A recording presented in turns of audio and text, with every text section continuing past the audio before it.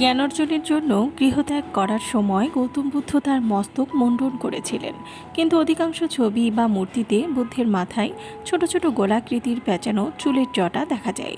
বুদ্ধের মাথায় এরকম 108টি আংটির মতো কাল চুল দেখা যায়, কিন্তু অনেকের মনে প্রশ্ন, শিল্পী বা স্থপতি কেন এমনটা অঙ্কন করেছেন?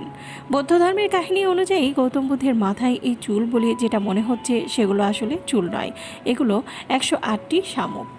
একদিন বুদ্ধ একটা বৃক্ষতলে ধ্যানস্থ হয়েছিল এবং এতটাই নিমগ্ন ছিল যে সময়ের দিকে তার নজর পড়েনি। সূর্য তখন ঠিক মাথার ওপরে ছিল এবং তার প্রখর তেজে ধরিত্রী তখন উত্তপ্ত হয়ে উঠেছিল। বুদ্ধদেব মণ্ডিত মস্তক হওয়ায় সূর্যের রশ্মি সরাসরি তার মাথায় পড়ছিল। এই সময় একটা শামুক সেই স্থান দিয়ে যাচ্ছিল।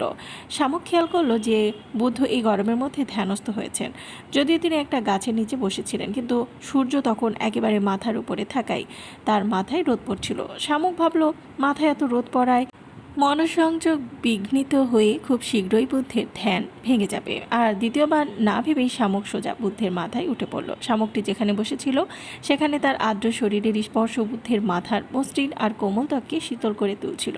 প্রথম শামুকটি দেখা দেখি অন্য শামুকেরাও বুদ্ধের মাথায় উঠে পড়ে আর বুদ্ধের সম্পূর্ণ মস্তকে একটা শীতল আবরণের সৃষ্টি করে। 108টি শামুকের শীতল এবং স্যাঁতসেঁতে দেহ অতিরিক্ত প্রায় কয়েক ঘন্টা পর্যন্ত বুদ্ধের ধ্যান বজায় রাখতে সহায়তা করে। এরপর সূর্যের প্রখর তেজে শামুকগুলি শুকিয়ে গিয়ে মারা যায়।